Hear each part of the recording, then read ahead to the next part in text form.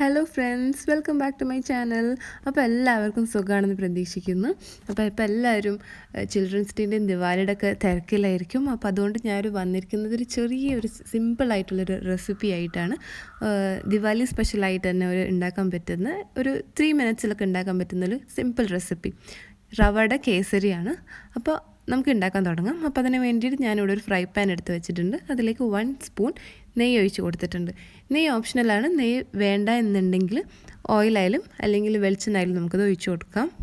അപ്പോൾ അതിലേക്ക് ഞാൻ റോസ്റ്റ് ചെയ്യാൻ വേണ്ടിയിട്ട് 1/2 കപ്പ് റവ ഇട്ട് കൊടുക്കുന്നുണ്ട്.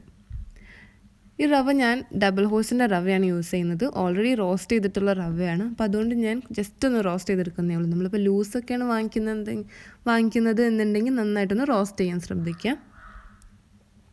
അപ്പോൾ ഇതൊന്ന് നന്നായിട്ട് റോസ്റ്റായി ആ ഒരു നല്ലൊരു സ്മെല്ലൊക്കെ വരുന്നുണ്ട്. അപ്പോൾ അതിലേക്ക് നമുക്ക് 1/4 കപ്പ് പഞ്ചസാര ആഡ് ചെയ്ത് കൊടുക്കാം.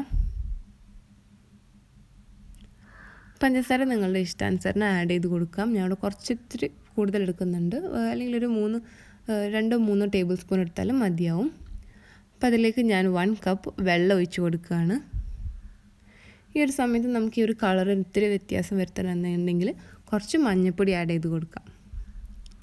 ഇവിടെ ഞാൻ മഞ്ഞൾപ്പൊടി ആഡ് ചെയ്യുന്നില്ല, കാരണം എനിക്ക് ഈ ഒരു കളറിന് വേണ്ടിയിട്ട്. അല്ലെങ്കിൽ കളർ ആണെങ്കിലും ആഡ് ചെയ്ത് കൊടുത്താലും മതി.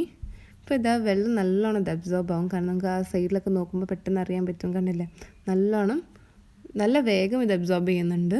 അപ്പോൾ അതിന് ശേഷം ഞാനതിലേക്ക് കുറച്ച് ഫ്ലേവർ ചേർക്കാൻ വേണ്ടിയിട്ട് സാഫ്രോണിൻ്റെ സിറപ്പാണ് ഒഴിച്ച് കൊടുക്കുന്നത്, കുങ്കുമപ്പൂവിൻ്റെ. അപ്പോൾ ഇതില്ല എന്നുണ്ടെങ്കിൽ ഏലക്കായുടെ പൊടി ആഡ് ചെയ്ത് കൊടുത്താലും മതിയാവും. ഇപ്പോൾ നമുക്കൊരു എസൻസിന് പകരം ഞാനിതിപ്പോൾ ആഡ് ചെയ്ത് കൊടുക്കുന്നുണ്ടെന്നേ ഉള്ളൂ. അപ്പോൾ നമുക്ക് നല്ലൊരു ഫ്ലേവർ കിട്ടും. അപ്പോൾ ഇതിൻ്റെ ഒരു നല്ലൊരു സ്മെല്ലുണ്ടാവും. അപ്പോൾ അതിന് വേണ്ടിയിട്ടാണ് ഞാനിപ്പോൾ ഇത് ആഡ് ചെയ്ത് കൊടുത്തത്. അപ്പോൾ കണ്ടില്ലേ, ഇപ്പോൾ തന്നെ നമ്മളുടെ കേസരി റെഡി ആയിട്ടുണ്ട്. നല്ല സിമ്പിളായിട്ടുള്ളൊരു റെസിപ്പിയാണ്. നമുക്ക് പെട്ടെന്ന് ഉണ്ടാക്കാൻ പറ്റുന്ന ഒരു റെസിപ്പിയാണ്. അതുപോലെ തന്നെ നല്ല ഹെൽത്തി കൂടിയായിട്ടുള്ളൊരു റെസിപ്പിയാണ്.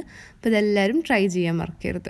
അപ്പോൾ ഇത് നന്നായിട്ട് വെള്ളമൊക്കെ ഒന്ന് ഏകദേശം വറ്റിയെന്ന് അറിയുമ്പോൾ നമുക്കിതൊരു ബൗളിലേക്ക് മാറ്റാം. ഇത് എങ്ങനത്തെ ഷേപ്പാണ് നമുക്ക് ആവശ്യമുള്ളതെന്ന് വെച്ചാൽ അതിലേക്ക് മാറ്റി കൊടുക്കാം. അതുപോലെ തന്നെ ഷേപ്പായിട്ട് വരും. ജസ്റ്റ് ഒരു 5 മിനിറ്റ് ആ പാത്രത്തിൽ വെച്ചാലും മതിയാവും.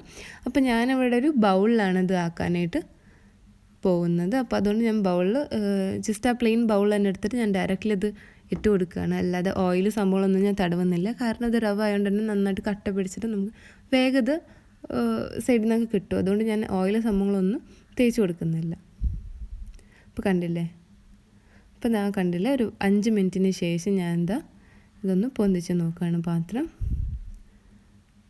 നല്ല കറക്റ്റ് ഷേപ്പായിട്ടുള്ള നല്ല അടിപൊളി കേസരി റെഡി ആയിട്ടുണ്ട്. അപ്പോൾ ഇതെല്ലാവരും ട്രൈ ചെയ്ത് നോക്കുക. സോ അടുത്തൊരു റെസിപ്പി ആയിട്ട് കാണാം. അതുവരേക്കും ബൈ, ടേക്ക് കെയർ.